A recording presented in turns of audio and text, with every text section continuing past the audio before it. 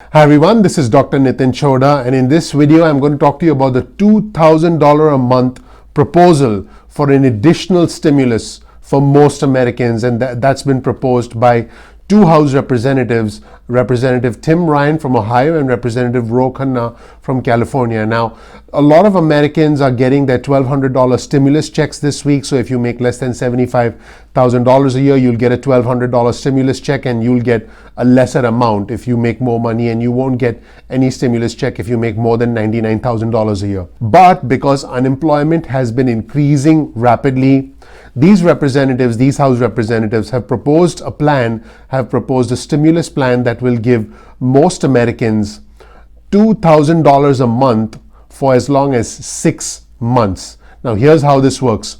Let's back up a little bit and examine the unemployment levels. Back in February 2020, just a couple of months ago, the unemployment levels were 3.5%, which means 3.5 working Americans out of every 100 working Americans were unemployed. So that was considered low unemployment. In the past 4 weeks alone, more than 20 million Americans have filed for unemployment. So what that means is, we have 330 million people. So 8 or 9 out of every 100 Americans have filed for unemployment at this point in time. And some have projected that the actual unemployment may go as high as 20%. In fact, the proposal states that these monthly cash payments should continue until the monthly employment to population ratio for those aged over 16 years old should go back up to above 60%. Now, just to give you some perspective, during the major financial crisis, during the major financial collapse of 2008, back in January 2007, and you'll see this chart here on the screen, back in January 2007, the employment to population ratio for those aged 16 years old and above was 63.3. And then fast forward to December 2009, that ratio fell as low as 58.3. That's a significant decline. And you can see that it took about 2 years for that to decline. So really the impact sort of manifested over a year to 2 years. Now, does that mean what we're going through right now could last a year or 2 years? Maybe. I don't know. But here's what I do know. In January of 2020, the employment to population ratio was 61.2. And in March of 2020, you can see how fast it dipped down to 60.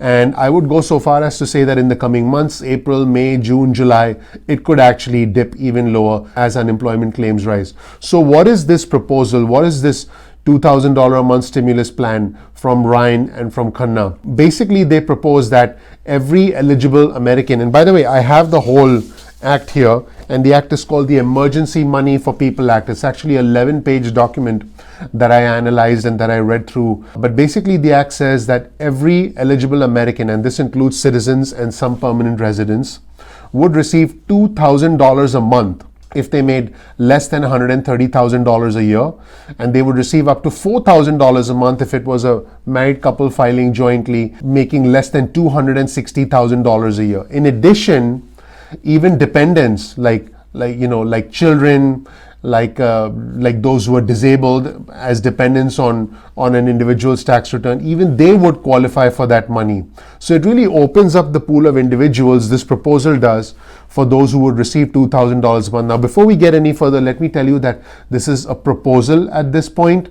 In other words, it needs to go from the House to the Senate and then be signed into law by the President. But this raises the whole question of universal basic income. Now, before I talk to you about whether this is likely to pan out, my thoughts on this, which I'll share with you towards the end of this video, let's dig deeper into what's actually covered in this proposal from Ryan from Ohio and Khanna from California. So the proposal, again, which is called the Emergency Money for the People's Act, monthly cash payments would continue to Americans until employment goes back to pre-COVID-19 levels. In fact, Ro Khanna specifically said a one-time $1,200 check simply isn't going to cut it. Americans need sustained cash infusions for the duration of this crisis in order to come out on the other side alive, healthy, and ready to get back to work. So that's essentially the genesis of this proposal. So here's how this act would work. The Emergency Money for the People Act. Here's how it would work. Eligible Americans would receive $2,000 in cash for at least 6 months. And like I mentioned, eligible is you're either a citizen or a qualifying permanent resident. These monthly cash payments would continue until the employment to population ratio goes back to the pre-pandemic levels, which is above 60%. And by the way, they've fallen now and they'll continue to fall below 60%. So that's why this bill has that threshold in place. Speaking of thresholds, the threshold to receive this $2,000 would be $130,000 for a single person filing, for a single filer, and $260,000 for people filing jointly. The monthly cash payments would not count as income. This is big. This is basically implying that you wouldn't pay tax. That's what this is implying. You wouldn't pay tax on this income. It's fascinating. The monthly cash payments would also not affect an individual's ability to qualify for income-based federal or state assistance programs. So technically what this is suggesting is you could be on unemployment and receive this stimulus at the same time. And I'll dig deeper because I have the whole act right here, and I'll dig deeper and give you some of the language from the act. So who's eligible? Like I mentioned, citizens and qualifying permanent residents. But what's interesting about this, which is different from the original CARES Act, is that those over the age of 16, those who are dependents, are also eligible. So that's really what's different here. That's really what's quite dramatic here. So every American age 16 and older making less than $130,000 annually would receive $2,000 a month under this proposed stimulus. Married couples making less than $260,000 would receive at least $4,000 a month.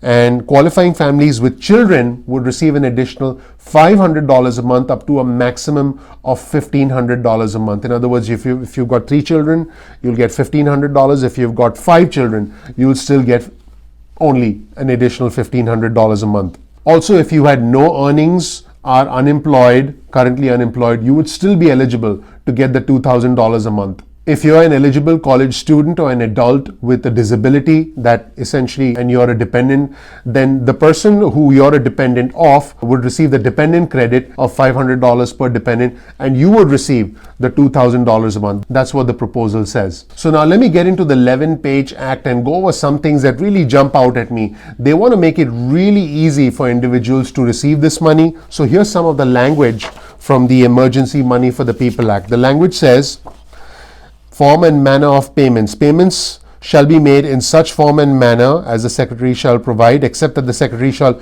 offer the option of receiving payments under this section by direct deposit, check, prepaid debit card, or electronic transfer of payment through an electronic transfer application that can be used on mobile devices to receive payments. I mean, if you think about it, that could include Venmo, that could include PayPal. So they want to make it easy for people to receive payments. And the biggest section for me personally, and that really jumped out at me, was the section on income exclusion. It reads, payments under this section shall not be included in gross income for purposes of the Internal Revenue Code Act of 1986. That tells me that they want this money to not be taxable. So that in a nutshell is this incredible new proposal. Again, it's just a proposal, it's not law. And in my opinion, it's unlikely to become law. Here's why. I talk about balance in this channel. I talk about the importance of having fundamental balance in your life: emotional, physical, social, spiritual, and intellectual. But let's talk about financial balance. At its very core, this is not as financially balanced as it probably should be. Now again, this is my opinion. If you're a believer in income equality, if you're a believer that individuals should have a balanced amount of income, then a better way to structure something like this would be an individual who makes less money should get perhaps the entire $2,000, but an individual who makes more money, let's say you're making $125,000 a year, you shouldn't get as much as $2,000 because chances are you don't need that $2,000. So just think about it. Let's say you have Joe, Jamie, and Susie. Let's say Joe makes $20,000 a year, Jamie is unemployed, and let's say Susie makes $125,000 a year. Now, Joe, because he makes less money, should qualify for a good deal of monthly money if an act like this comes to fruition.